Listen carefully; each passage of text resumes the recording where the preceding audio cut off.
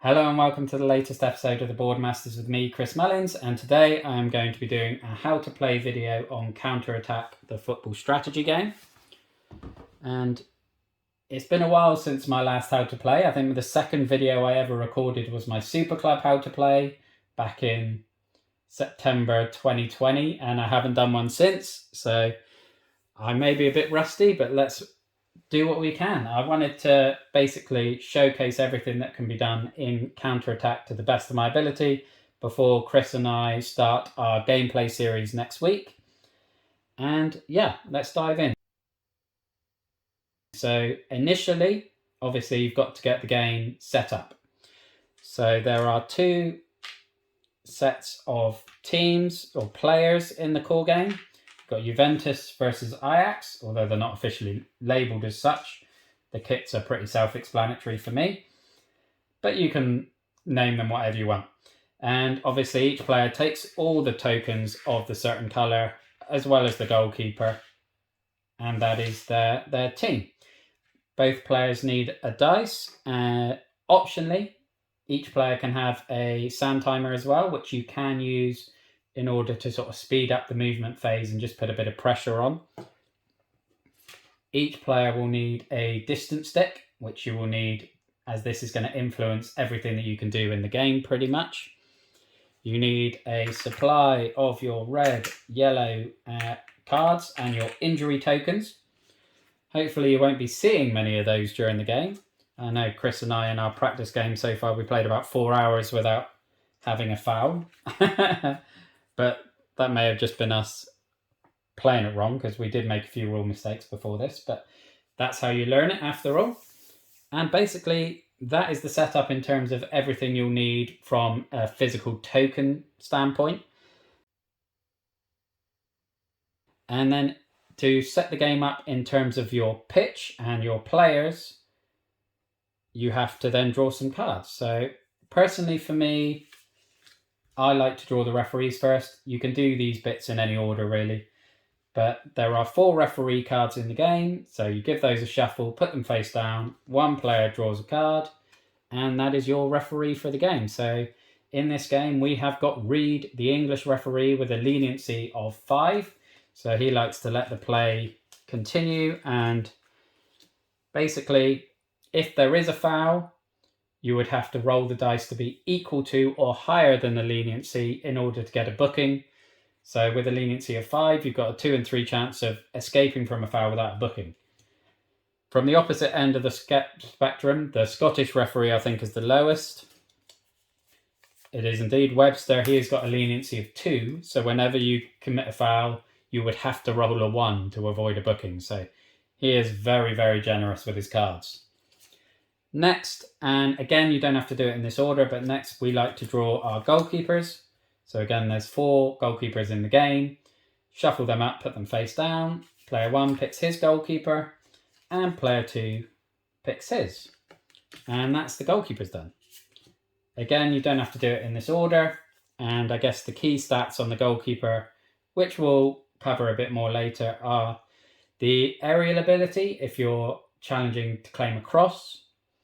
The saving ability, obviously you want a good shot stopper, and the handling ability in terms of if and when they save a shot, do they hold it or do they spill it? The other stats are relevant at times, but they're not as crucial to the function of a goalkeeper. But we will cover that in a bit more detail in the goalkeeper phase later on. And then you want to do the draft of your outfield players. Now, there are 42 outfield players in the core box, I believe, from my count. And in a game, you each have a squad of 15 outfield players. So you're only ever going to use 30 out of the 42 players. So you want to get lucky and hope you get the best players in the game, because otherwise they're going to be sat on the sidelines as free Bosmans. If you're doing a league, you can then bring in a transfer market and things so that you can buy those depending on how successful you are. But for a one-off game, they will not be used. So similar to the drafts with the goalkeepers and the referees, you place 4 players down on the board. Pick who's going to pick first. So player 1 will pick a player. Player 2, player 1 again, and then player 2. You then repeat that process, putting the 4 players face down again, only this time player 2 will pick first, so player 2 picks his player, player 1, player 2, player 1.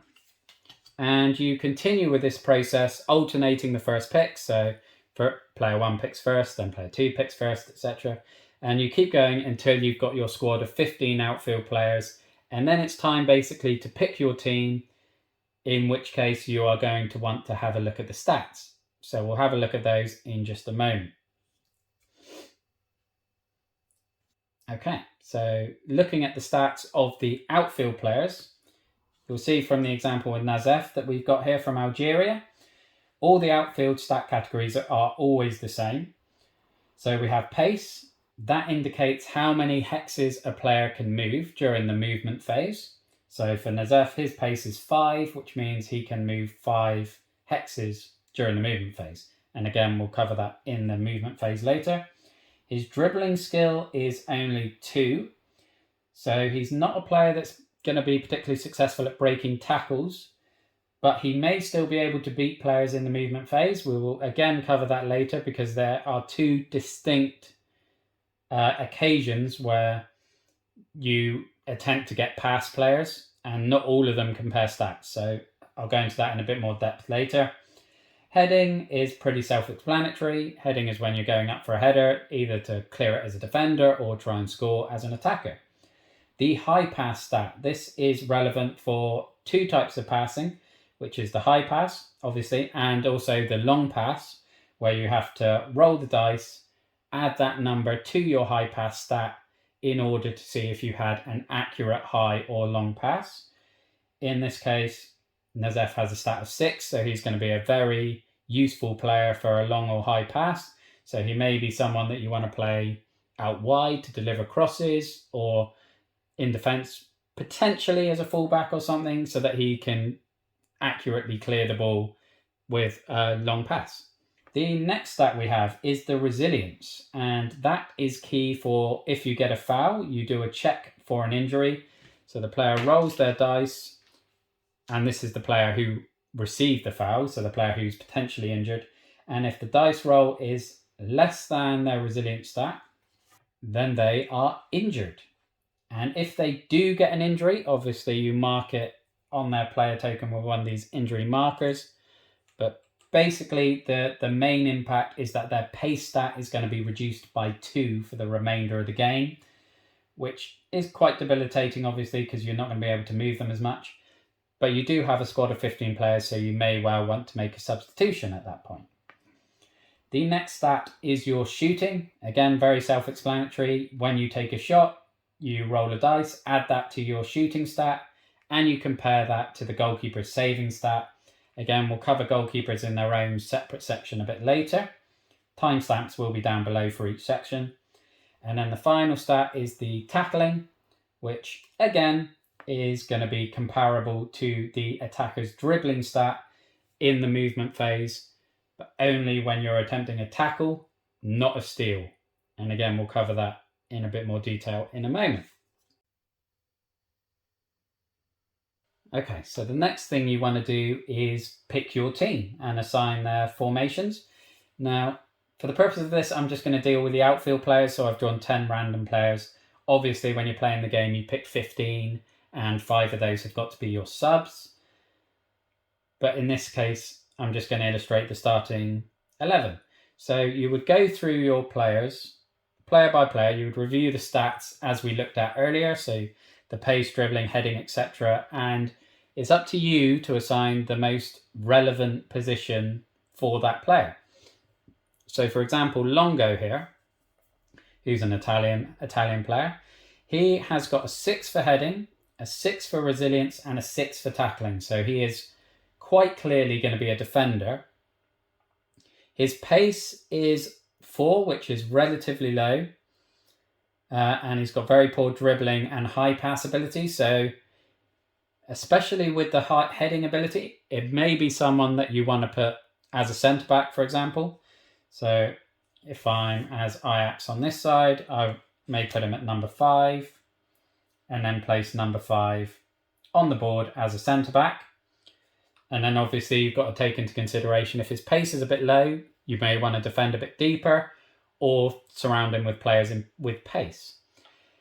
Looking at the next player, we've got Nazef, who we looked at earlier. Obviously, he's got very good high pass ability. So he's got a 6 for his high pass and he's got a 5 for his pace. So he's a bit of an all-rounder, but he's got very poor dribbling skills. So I may want to put him as a fullback. So I'll assign him to number 2 and place him out here. But that is basically how you construct your 11. You've already drawn your goalkeeper, so he is set here. And you set your players below the board. And I'll show you why when we get into the movement phase.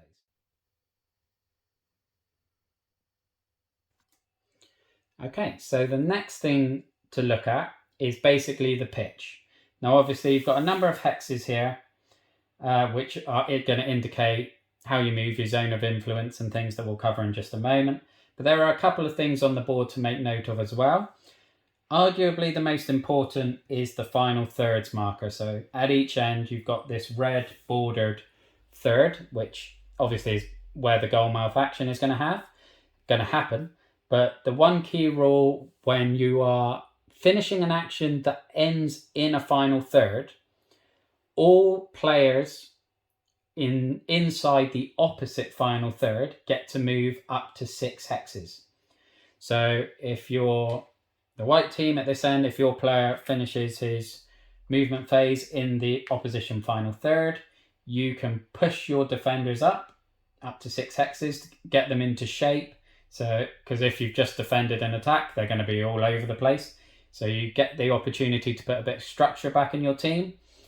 Obviously, if you're the defending team and you've got attackers that are still in the opposition final third, you get to pull them back so you can get them on side and again get that structure for your attacking play set up.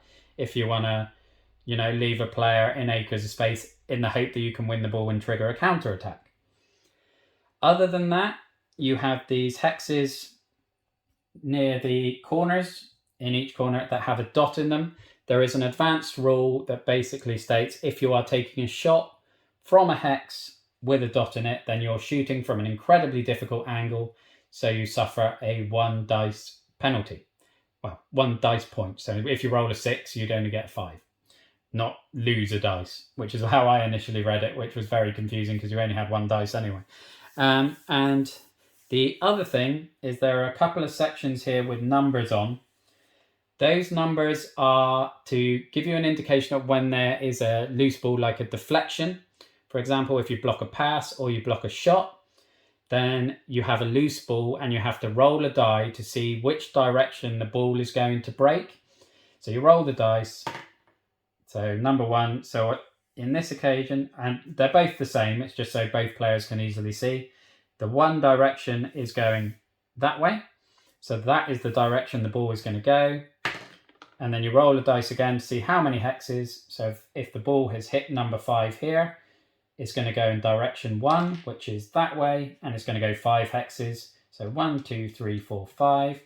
That is where the loose ball will end up, and then you start a new movement phase where you attempt to claim the loose ball. But again, we'll cover that in a bit more detail later. But that is everything that's on the pitch that is relevant beyond, obviously, like the centre circle. When you're taking kickoff, you're allowed players in your half of the centre circle, but the opposition aren't. When you're taking a kickoff, all players have to be in your own half. The 18-yard box is obviously where a penalty happens as opposed to a free kick. But that's the standard rules of football or soccer, obviously, if you're in the US. But that is the pitch. That's everything that's relevant. The next thing is the distance marker. And it's going to be hard to see this with any great detail on the cameras because it's clear plastic, so obviously it's not going to pick it up. But this gives you an indication of what you can do when you're in possession of the ball. So at one end of the distance stick is a circle. You place that on top of the ball. So if your player is in possession here, you would place the circle on there. And then you have got the range for all the different types of move you can do in that. So from the ball here, up until this space, you can do a first time pass, a header, a standard pass, a shot, or a high pass. If you're going up to the second section, you can no longer do a first-time pass or a header because it's too far away for those, but you can still do standard pass or a shot or a high pass. And then once you get to the final section, you can no longer do a standard pass or a shot.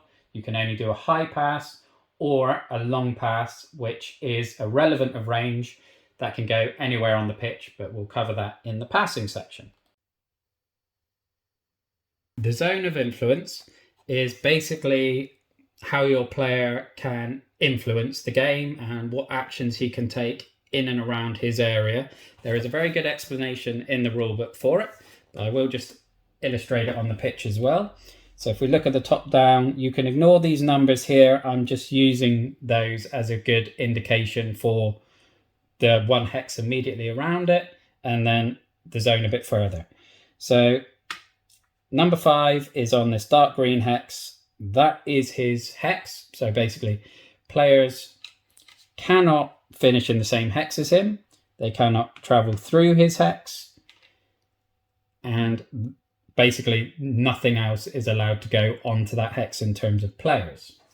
In terms of interacting with the ball, if a standard pass passes through his hex, it's an automatic interception. If a shot passes through your hex, then you get to roll the dice to make a deflection. If it's going through your hex, you can roll a 5 or a 6 to see if you deflect the shot. The numbered hexes on here, and again, ignore the numbers for this part. It's not relevant. It just makes it easier to highlight the zone of influence. So this is your immediate hexes around your player. So again, if a standard pass goes through an adjacent hex, then you have a chance to intercept. But again, you have to roll the dice to get a successful intercept. You need to roll a 6. If a shot goes through an adjacent hex, you have a chance to deflect it again. But unlike if it's passing through your hex, where you can roll a 5 or 6, if it's going through an adjacent hex, you must roll a 6 to get a successful deflection. Also, if there is a high pass and you are challenging for a header, if it is within that adjacent hex, you can challenge for the header with no penalties at all. The next ring, so 2 hexes away, is only really relevant for headers. As I just sort of mentioned, the adjacent hexes, you can challenge for a header with no penalty. If it's more than one hex away, if it's in that second ring, then you can still challenge for the header, but you have a -1 heading penalty to your stat. So you have less chance of winning the header, basically. But if you've got a defender with a good heading stat further away, you may want to challenge from further away, knowing that your penalty will be mitigated by his superior stat. Who knows? That's one of the many little questions you need to ask yourself during the game. But that is the zone of influence for an outfield player. So from kickoff, the rules state that you start with a standard pass that you can make to any position on the pitch. Now, as we looked at earlier, this distance marker has a setting for a standard pass.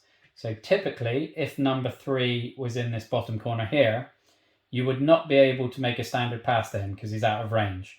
But kickoff is the one exception where you can pass to any position on the pitch. So for this one, you don't really need to do any checks because the distance is irrelevant. And also, if you're passing to another one of your players, they're going to be in your half, whereas the opposition obviously have to be in theirs. There's no one around to intercept. So let's make a standard pass to number 10. This is when you're going to consult your counter-attack Bible. And basically with this, it tells you exactly what you can do depending on what your last action was. So if your last action was a successful tackle, it tells you what you can do. If it was a standard pass, if it's a header, if it's any other scenario, it clearly illustrates exactly what you can do. So we've just done a standard pass from kickoff. So we have the options now. Because our last action was a standard pass, we can initiate a movement phase, a first-time pass, or a snapshot. Now, I'm not going to do a snapshot from here because we are clearly out of range, because shots only go to there, so that's not going to be an option. We could try a first time pass, but I will cover that more in the passing phase. Again, timestamps down below. So we will go into the movement phase. The movement phase has one very crucial rule, and that is the 4-5-2 rule. And that basically means that the attacking player moves their player first, and they get to move 4 players according to the pace stat on their card. Then the defending player goes, they get to move 5 players, again, depending on the pace stat on their card. And then we have the 2, which is the attacking player again, and they get to move 2 players who haven't previously moved up to 2 hexes. For example, in where we are now, we've just taken kickoff, we passed it to number 10. The attacking player can now move 4 players a number of hexes up to their pace stat. You don't have to move the player in possession of the ball, so you can manipulate the board around them. So I might want to move number 9, who is Pavlovic. His pace is 4, and get him a bit closer to the box. So I'll move him 4 hexes, and we kept the cards below the board earlier because now he's moved, we move his card up to indicate that he's had his turn this go. We might want to move number 4 to give a passing option in the middle of the park here. We can push number 7 up. And we might want to move number 3 perhaps to just back up the play a bit. So 1, 2, 3, 4, 5. And that would be the 4 movements for the attacking player. You can use the sand timer to measure these phases to keep them moving a bit quicker, if you so choose. Obviously, there's a bit of a difficulty if you trigger like a tackle or a steal attempt, because you then have to pause it and I guess you turn it on its side, but I'm still not 100% that's a reliable way of pausing a sand timer. You don't. I don't really know how you work that. But that is the attacking phase. But I will give you one specific example of an event that will happen in an attacking phase. So let's say, for example, at this point, number 9 is in possession of the ball here. And we haven't started the movement phase, so ignore everything else. We're going to start the movement phase now. So number 9 wanted to move to this hex. He's gone within 1 hex of number defender 3 of the opposition side. So they have the attempt now to steal the ball. Now the stats on this one are completely irrelevant. The defending manager rolls their dice. They have to roll a 6 to steal the ball. In this case, they rolled a 5. So the attacking player gets to move anywhere to any hex around that defender and then continue on with their movement phase. So number 9 has a movement of 4. He's moved 1 so far. So 2, 3, 4. Now, obviously, as you can see, that was a way of moving Pavlovic a bit further, a player that doesn't have great pace, doesn't have great dribbling, so you're not going to ride a tackle. But if you are running past opponents in that way, it's a way of getting a bit of extra distance covered whilst having the risk of the opposition stealing the ball. You know you've got a 1 in 6 chance of getting past the player and being able to advance a bit further. There is also an advanced rule, and that advanced rule is a nutmeg.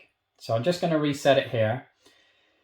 So again, if you move within 1 hex of the defender, they have a chance to steal, but you can declare that you're going to attempt a nutmeg. And everyone loves a bit of Megsy action. But for this one, it's not just rolling for a steal. This time the stats are relevant. So you would compare the dribbling and tackling stats. Both managers would roll their die, add their total die roll to their relevant stats. So the defender would add their die roll to the defending stat, the attacking player to the dribbling stat. But if you're attempting a nutmeg, the defender gets to add +1 to their total as well. So it's quite a specialized hard move to pull off. You need to have a player, either have a player with a big stat advantage or get very lucky and have a big discrepancy on the die roll in order to nutmeg the defender. But the advantage you have with that is you still get to move to another hex, exactly the same as if they failed to steal the ball. But on this occasion, the defender is now stunned, so that defender cannot move in the defending team's movement phase. So if you're able to nutmeg the centre-back on the edge of the box, they cannot track back now and try and get back to you before you take a shot. So that is quite powerful. The other little sort of foible in the attacking phase is when you move into the final third, as we covered earlier, then all players in the opposite final third get to move up to 6 hexes, so you can move them out. But also, if they move into the penalty area, you get the option to do a snapshot. So if Pavlovic finished his movement here, he could then declare that he was going to have a snapshot, which would then allow the defending player to move a defender around to try and block the shot, move the goalkeeper to position him, and you would have a penalty on your shooting stat. But we'll cover snapshots in more detail later on when we cover the shooting phase, because it's also applicable to first-time passes and things like that. So I won't go into too much depth now. But that is the attacking movement phase. So now the defending manager gets to move 5 players. Obviously, he can't move any that are stunned because of a nutmeg. But other than that, they can move any 5 players. And so, for example, let's say number 3 has a pace of 4. They can move 4 hexes. They have now moved into the adjacent hex next to the player who has the ball. They can now attempt a tackle. Unlike the steal that we saw earlier where you have to roll a 6, a tackle is a comparison of stats plus a die roll. So the defending manager would roll their dice, add it to their tackling stat. Attacking player would do the same, only add this die roll to their dribbling. And whoever has the highest roll will win the tackle. So if the attacking number is higher, the player breaks the tackle and they get to move to any hex around the defender. If the defender wins the tackle, they gain possession of the ball and get to move to any hex around the attacking player. If, however, you attempt a tackle and you roll a 1, it is a foul.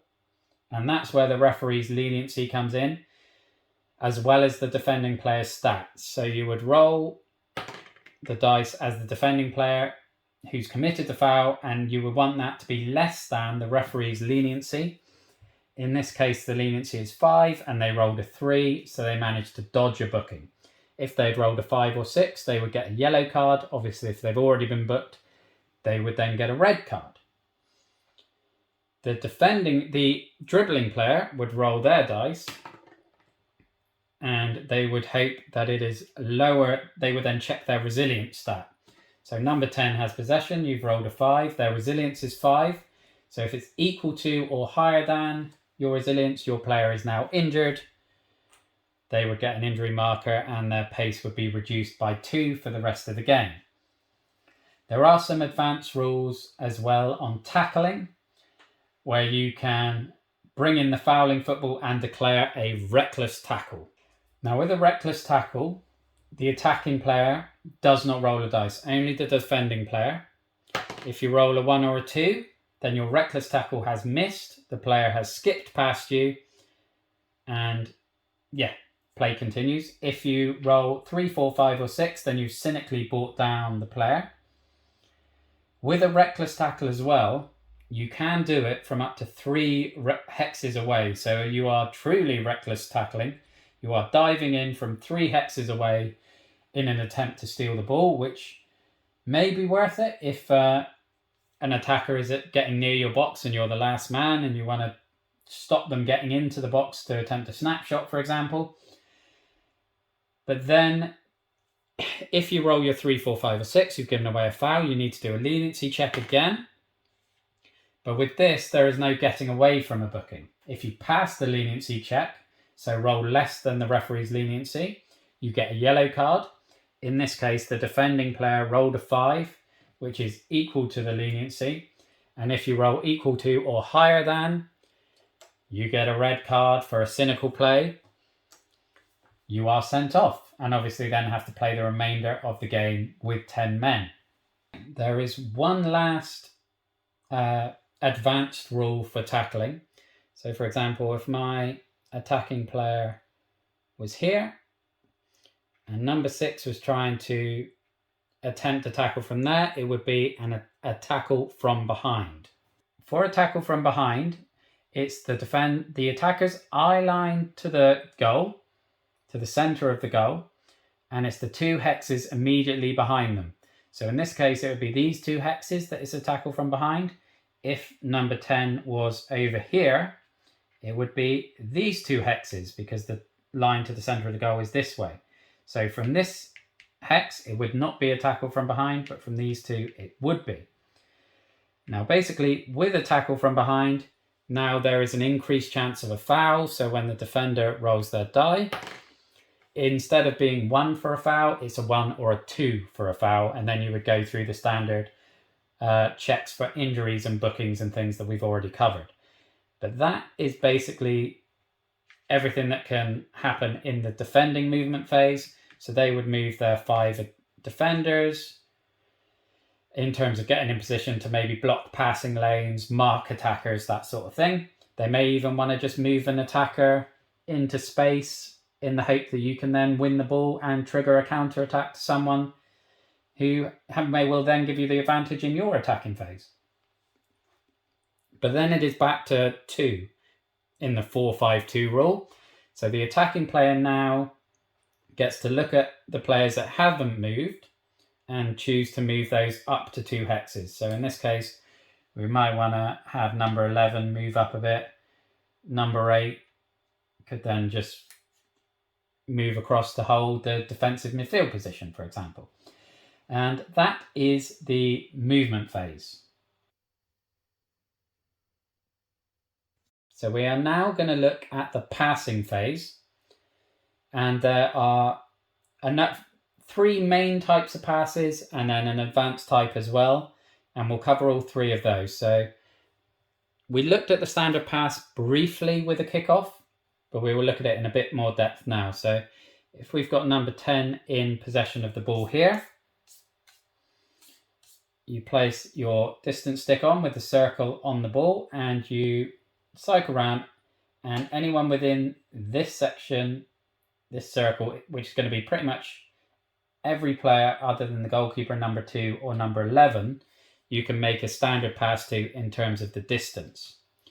You then need to check if there are any opposition players who may be able to intercept the ball. So if we're passing to number 4 here, then clearly there's no one that could intercept it. If I wanted to pass to number 7, then there are 2 players here who could potentially intercept it.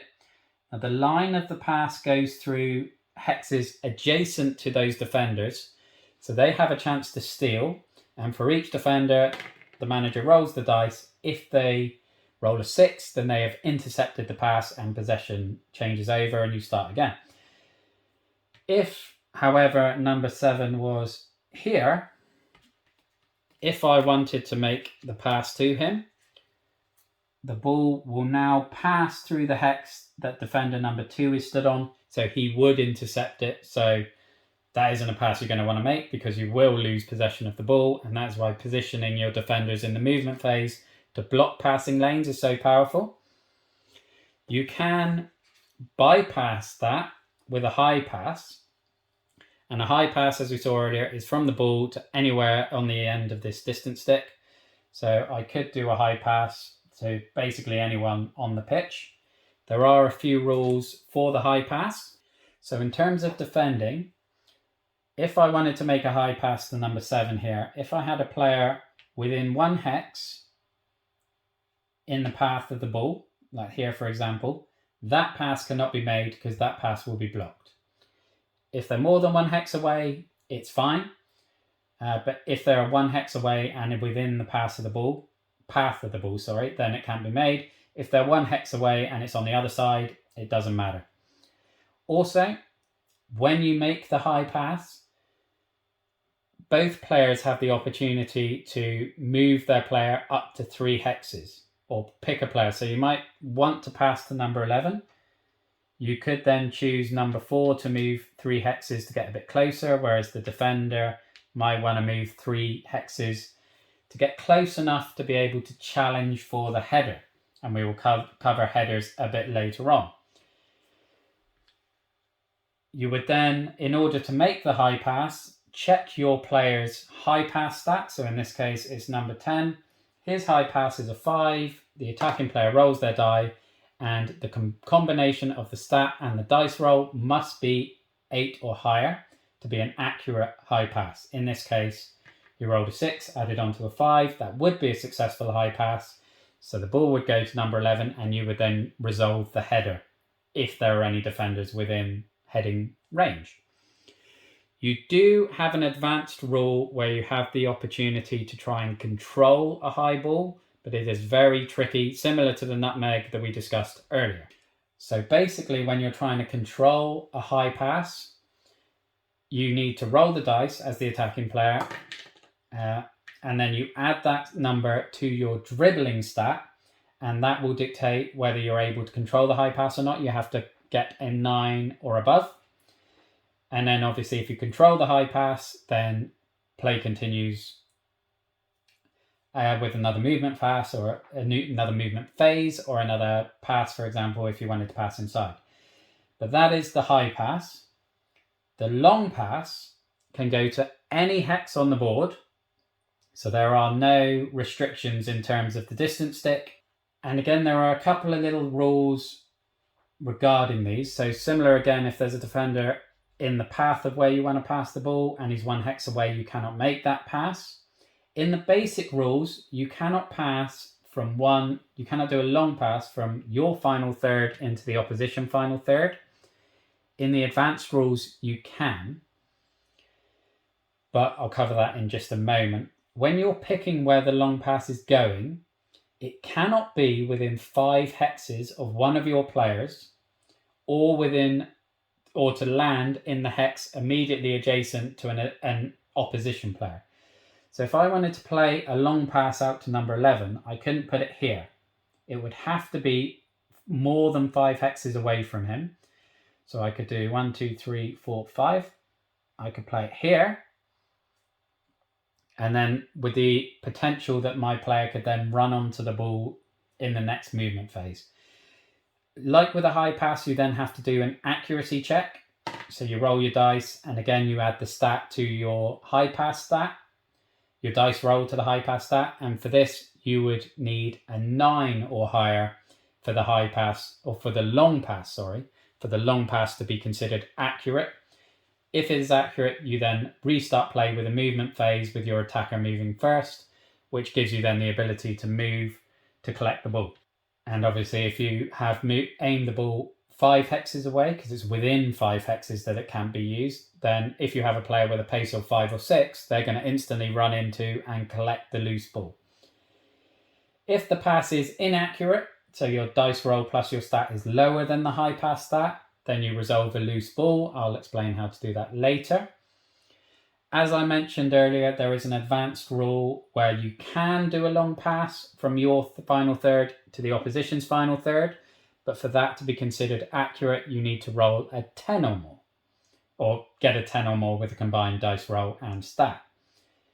The final type of pass, and again it's an advanced rule, is a first time pass. So for example, if number 10 is in possession and he passes to number 8, he can choose to do a first time pass, in which case you have to pass to someone within this first section on the distance marker. And again, you do the checks for distance, you do the checks for opposition, but there is one little tweak with the first pass, and basically that is that both players can move one player up to 1 hex. So if this player was here, or let's put him here, for example, he would intercept that first time pass where it's going now. So you could move number 5 over here to give yourself the opportunity to pass it and hope that the attacker or the defending player doesn't move number 3, but they could move it and then they would be in a place to intercept. So they could go closer, for example. Obviously, that may not be the safest move in your own defensive third. But if you were up here and you were in this sort of situation and number 8 has just received the pass from number 4, you can then play a first time pass to number 9. You could have him move 1 hex that way to receive the ball. And there isn't a defender who can move within 1 hex to block that pass. So that would then be a successful pass, depending on whether he's onside or not. You would need to check that. But the first time pass obviously can be quite useful for breaking defenses and things like that. With all of these passes, obviously the long pass has to go into space. The high pass has to go close to a player so that you can challenge for the header. But with standard passes and first time passes, you can actually pass into space. So with this example we have here, number 8 could play a standard pass to there. So it's not to anyone. It's not going to get intercepted. That's fine. You would then, because it's a loose ball, and again, I'll go into more depth with loose balls, but in this scenario, you just restart play with another movement phase with the attacking player going first. So number 9 would be able to move their pace, collect the ball, and then they're in a great opportunity to potentially, if they get in the box like in this, they can attempt a snapshot before any defenders are able to really close them down. So that is very, very powerful. The ability to pass into space with the knowledge that you will then get to go first in the next movement phase. So you will hopefully be able to then collect the ball and move on. So they are very, very valuable skills to be able to pick up and utilize in a correct way. Similar with the long pass, you're utilizing that to pass into space so that you can then run onto it, maybe get an attacking player in behind the defense, for example. So passing into space is a very, very valuable and important skill to learn in counterattack. One thing I will stress is you cannot do a pass in the middle of a movement phase. Once you have started a movement phase, you must finish the movement phase before you can attempt a pass. The only exception to that is that you can attempt a snapshot if you move into the 18-yard box. So let's now take a look at shooting. As we saw on the distance stick earlier, from the point of the ball you have up to the first 2 sections on the distance stick is the distance from which you can shoot. So for example, the player we have in possession here, he is clearly within that distance, so he can take a shot at goal. Obviously, it's not just to the point in the center of goal. You angle your shot to whichever hex you are aiming at. So if you're back here, no, let's go a bit. You could make a successful shot from that hex into that corner, but to that corner is just out of range, so you wouldn't be able to shoot that way. When you are shooting from outside the box, you get a -1 penalty on your shooting stat. If you are attempting a snapshot, you also get a -1 penalty to your shooting stat. Obviously, if you are attempting a snapshot from outside the box, you get a -2 stat penalty to your shooting stat. But it may still be worth doing, particularly if the goalkeeper is out of position. Now, generally with a shot, so let's say from here, put the goalkeeper here, it is a direct contest between your attacker's shooting stat and the goalkeeper's saving stat, similar to like a dribble versus a tackle. There are a few niggles with this. So the shot has to be going within 3 hexes of the goalkeeper's position. So in this case, if you're aiming it at this corner, that's within 3 hexes, so the goalkeeper can attempt to make a save. If the goalkeeper was out of position and was down here when you attempted this shot, the path of the shot is more than 3 hexes away. The goalkeeper cannot reach it, so it would be a goal unless you're using the inaccurate shots rule. There is also another advanced rule where, for example, in this scenario, the path of the shot is 3 hexes away from the goalkeeper. In the basic rules, that's fine. You just do a standard comparison. But if you want to use the advanced rules, then if the shot is going in the 3rd hex away from a goalkeeper, the goalkeeper gets a 1 penalty to their saving, because they're basically getting a fingertip to the ball, and it's up to the dice roll to see whether that fingertip is enough to save it, or whether they're just getting a touch and it still goes back into the back of the net. In terms of the defending side, the advantages they have as a goalkeeper: if a player is shooting from outside of the box, like in this scenario that we had lined up, although I've just knocked everything over, at this point, that is more than 3 hexes away from the goalkeeper, so it would be a goal. But if you are shooting from outside the box, the goalkeeper gets to move 1 hex before checking the distance to make a save. So you would move your goalkeeper 1 hex that is now within the 3 hexes, so you can attempt to make a save. That is obviously aimed to represent the goalkeeper getting to move his feet because of the added time he's got to react to the shot. The other scenario with this is if your player dribbles into the box, or if the ball goes into the box for a cross. So anytime the ball enters the 18-yard box, the goalkeeper gets to move 1 hex. So again, if you were moving into the box here, you finished your movement, you wanted to attempt a snapshot into this bottom corner, you can see that is more than 3 hexes away. But because the player moved into the box, the goalkeeper gets to move 1 hex. So it's now within their 3 hex movement. They can attempt to save, and it's just up to you whether you're using the advanced rule for -1 penalty on the 3rd hex or not.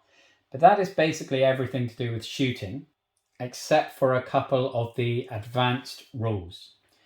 Now, we covered one of them earlier, and that was on the pitch you have these dots in the corners of the pitch. So if you are shooting from here, so for example, in this case, if the goalkeeper's out there and you wanted to take a shot, you could go into that bottom corner.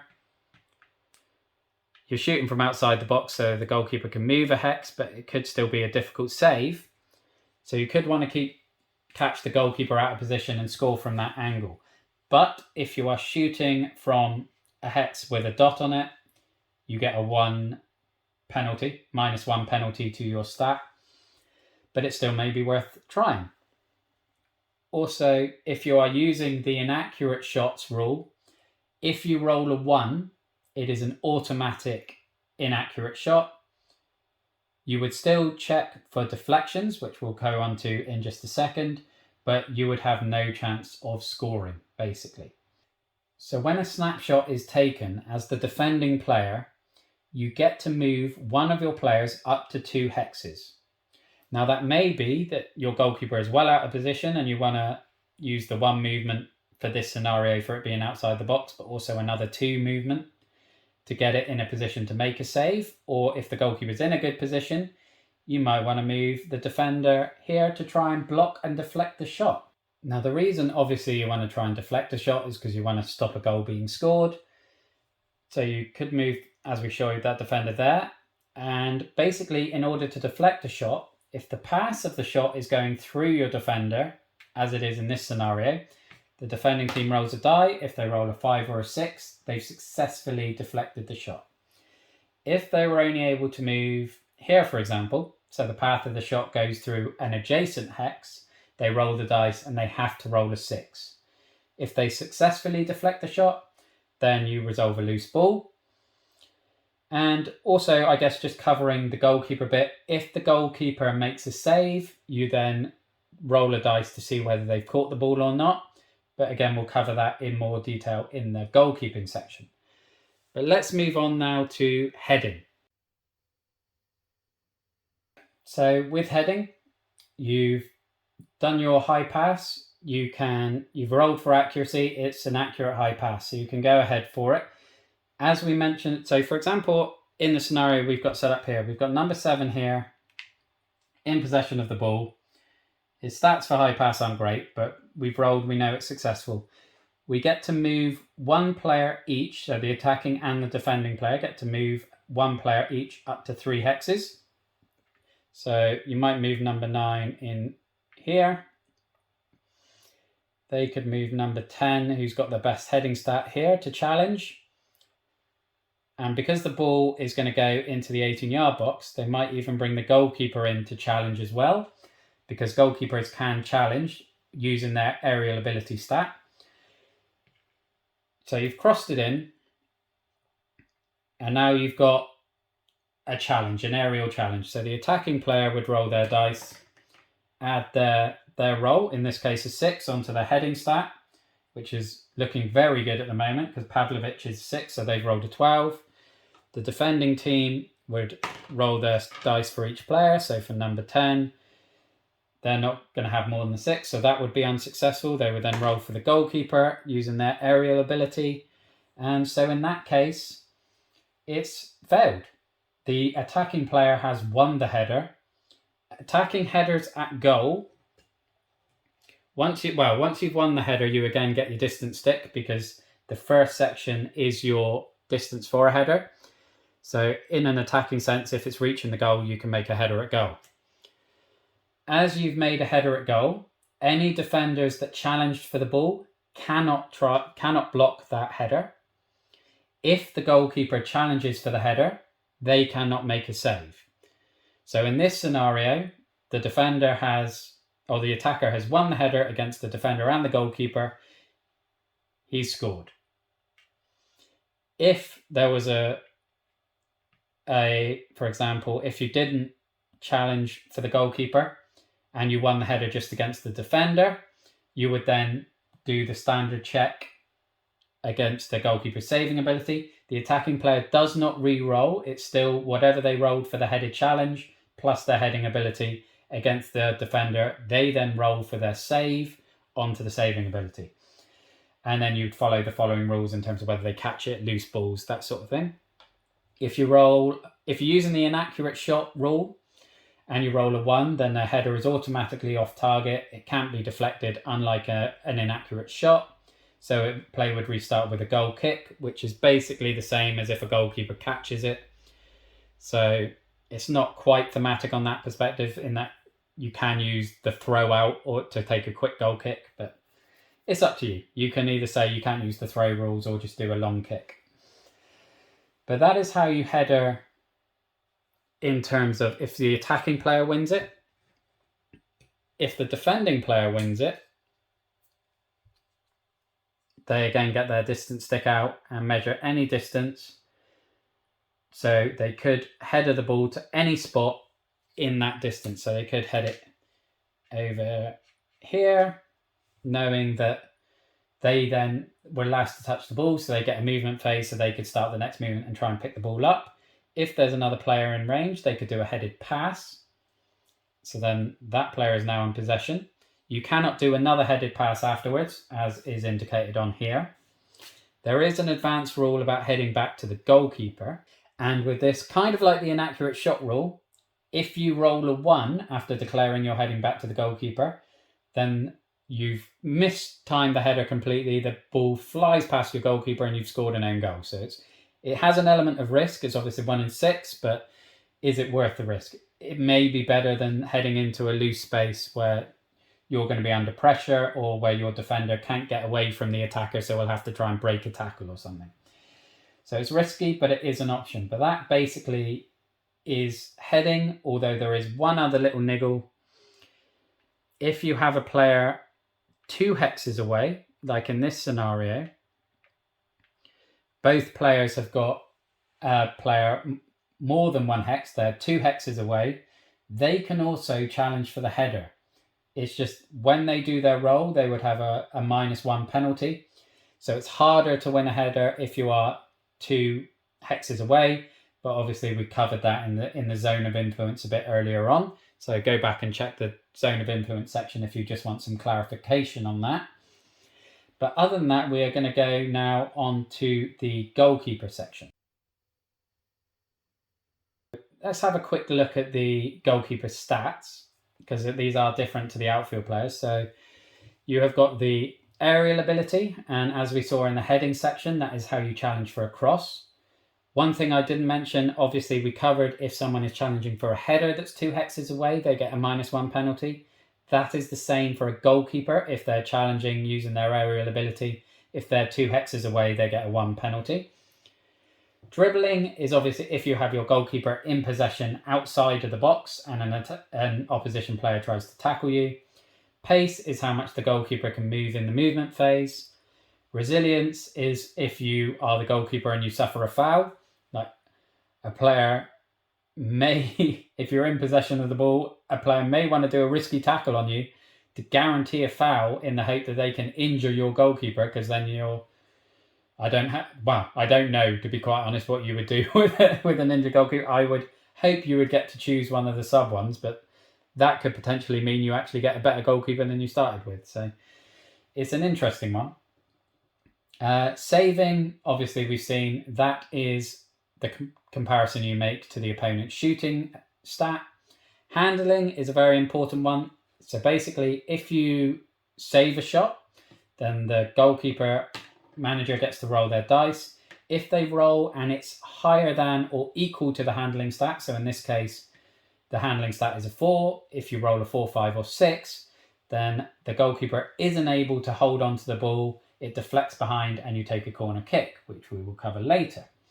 If it's less than their handling stat, then the goalkeeper collects the ball and they then have the choice of either throwing it out or kicking it out. If you choose to throw it out, so where's my ball gone?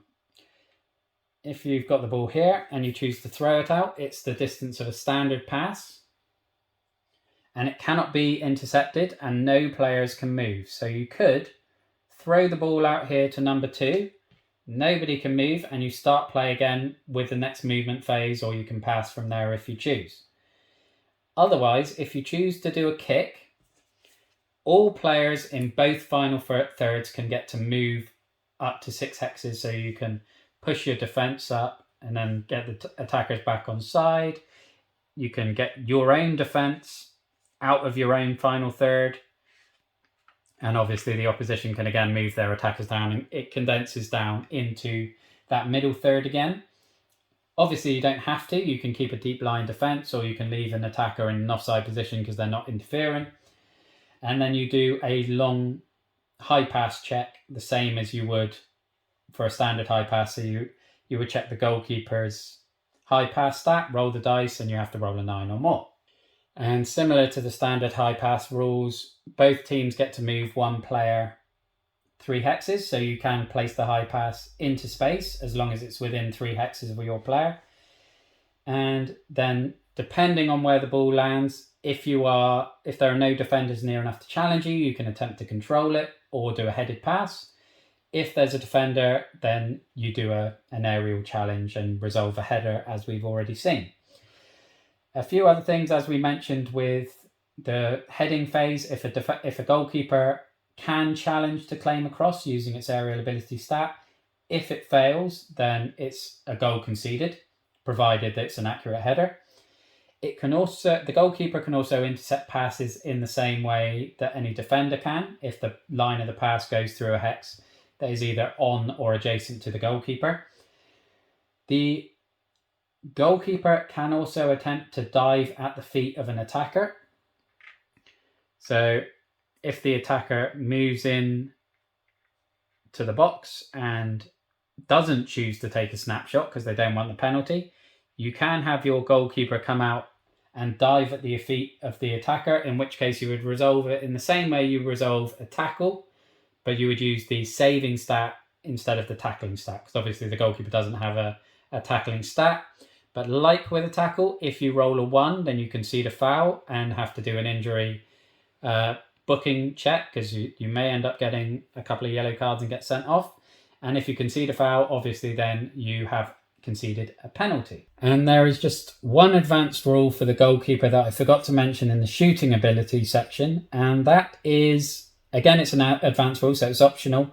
Basically, you can choose to have a snapshot penalty.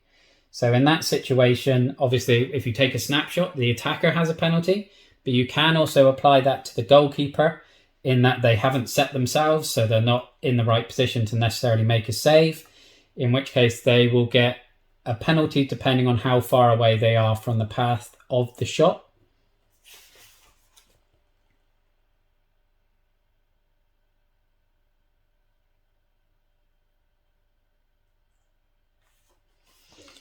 So if they are 2 hexes away, when normally there isn't a penalty, that's when they would get their -1 penalty. If the shot is the 3rd hex, then you have the advanced rule, it will be a further -1 penalty.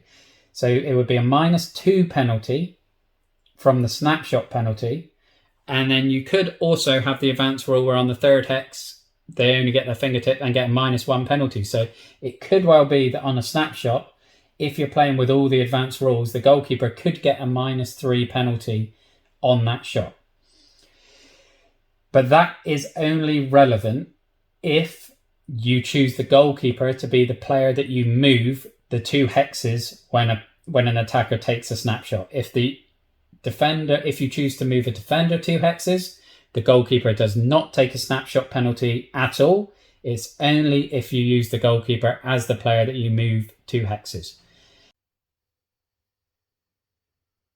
Okay, so next let's talk about the loose balls. So these can occur, for example, if you're doing a shooting check and the attacking stats and the goalkeeper stats are equal, then you automatically have a loose ball. You don't have a check to see if the goalkeeper handles it. Or if the shot gets deflected, then that will break to a loose ball as well. Or also a loose ball if you are passing into space or attempting a high or a long pass. But this bit basically is your key to loose balls. So as soon as a ball gets deflected or something, you roll the dice, and that tells you the direction that the ball is going to break. So in this scenario, 2, and they're always the same at both sides, so 2 would be this direction. So you now know which way it's going to go, and then you roll again to get the distance. So in this case, if the ball was here, it would move there. Obviously, if you are up here and you've taken a shot and a defender's blocked it here, if you then roll a 2 with 2 hexes, it will move towards the goal. If the goalkeeper is next to it, they can attempt to save, in which case they have to roll a 5 or a 6 to save it. If not, then it's a goal. So deflections close to your own goal line, like in real life, can hinder you as much as help you. But once you have resolved the distance and the direction, so for example, again, if the ball was going from here and there's a defender here, it would move 2 hexes in the direction of number 2. It's hit that player. That player is now in possession. Even if you'd rolled a 5 for the distance, so it should go past that player, because it's hit that player on the way, that player is now in possession, and you restart the game as if that player is in possession. If it doesn't hit a player on the way, then you basically restart play with another movement phase.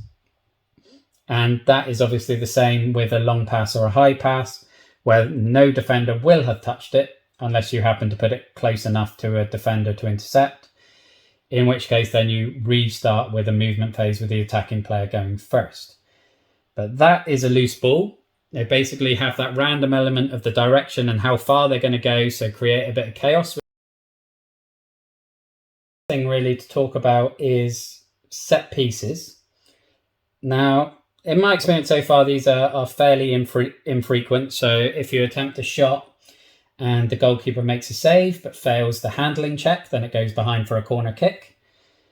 If you have a shot be deflected and the loose ball cannons the ball out of play, so there aren't enough hexes for it to fulfill the distance check, then it would be a corner kick if it's gone over the goal line, or obviously a throw in at the side. In order to resolve a corner kick, because they're probably the most in-depth, because goal kicks don't really exist, you just treat them as if the goalkeeper's caught the ball. But with a corner kick, you have your player in the arc with the ball, and both players get to pick up and reposition any 6 players. So you may want to get some good headers of the ball into the attacking box. You may want a short option. And basically you take turns moving these players. You might want to get your goalkeeper back in position. So the attackers aren't doing their full 6, then the defender their full 6, because that's a bit of an unfair advantage. You're doing one or the other, or you're alternating. So you do one attacking, one defending. And then it's up to the player taking the corner. They have 2 options of what they can do. They can either do a high pass, which in the basic rules is always guaranteed as accurate. You can use the advanced rule where you do a high pass accuracy check if you so wish. If you choose to do a high pass into the box, then it must be resolved with a header. Even if somehow you manage to get a player in acres of space, you could... I suppose if you chose to do the advanced rule of being able to control a high pass, if you're in enough space, then you could utilise that. But it would be very rare that you have a player in the box with that much space from a corner. Or you can do a low pass, in which case it has to be within the first time pass distance marker on the distance stick. So you couldn't attempt a low pass to number 10, for example, because it's in standard pass range, but you could do a first time pass to number 8.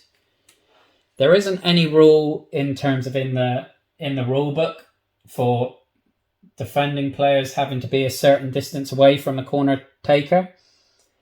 You may want to house rule that, because obviously in real life they can't be within 10 yards. So you may want to have a rule where they can't be within 4 hexes of the corner arc or something like that. But that is just something that I come up with that I would personally do to make it slightly more thematic and to make first time or low corners a bit more relevant. Because if obviously in this scenario, if you've got someone there and they can just pop someone there, yes, it takes a defender out the box, but it completely negates the ability to have a corner kick. With something else, so for example, if you then have a throw-in because you've had a loose ball and it's broken out of play, then you pick a player to take the throw-in, and then you would just do a normal movement phase before the ball is thrown in. So you would be able to, you would follow the rules of the 4-5-2 with the player taking the throw as the attacking player. There is an extra thing where if the attacking player wishes, you can then do a second movement phase. If they're not happy with the options they've got from the throw, you can have a second movement phase before throwing the ball in. And basically the throw would be the same distance as a first time pass or a header. So standard pass would be out of range, but that is a throw in. In terms of penalties, basically if you get in a situation where a penalty is awarded, the attacking player then gets the choice of either taking a penalty or playing on. Like, for example, if they're trying to dribble around the goalkeeper fails, you may want to carry on, in which case you can move 4 hexes away and then take a snapshot from the goal line, and the goalkeeper isn't able to move far back enough to actually attempt to save, and you will guarantee the goal. Or you can attempt to take a penalty, in which case you resolve it like a normal shot, but the goalkeeper is at such a disadvantage they have a -2 penalty to their saving stat. Free kicks, there aren't really any specific rules on free kicks. You just treat them, I guess, as a normal pass or a shot if you're within range. Obviously, if you're shooting, then if there is a defensive wall, then they have the opportunity to deflect or block the shot, and you would just play it out to the best of your ability within the rules that have been set out so far. And that's basically it for the rules of counter-attack. I would advise setting up your own timer, because when Chris and I played, I think we played for about 3 hours without noticing it, and the time went completely. So if you want to, as we will be doing in our gameplay series, we'll set a timer for 45-minute halves, and we'll play a best of 3 90-minute matches. Each video, so I'll upload a video 1 per week. Each one will be 1 half. So it'll be a 45-minute half per week. And yeah, we'll set up a timer to make sure we cope with that. But you can set the time per half to whatever you want. There are also scenarios in the book in case of, like, if you're 2-0 down against 10 men, can you turn it around with 30 minutes to go, and things like that, which are really fun. Obviously, with the advanced rules, there's quite a few there. You can mix and match them as much as you want. You don't have to use them at all. You don't have to use the sign timers. You can if you want. But yeah, that is Counterattack. That's my how to play. Let me know if there's any mistakes you picked up on, or if there's any house rules or things that you would change. But please let me know if there's mistakes, because I need to know that as much as anything, certainly before we dive into the gameplay series. But that's it for this video. So thank you very much for watching. Look after yourself, stay safe, and have a good one. Bye-bye now.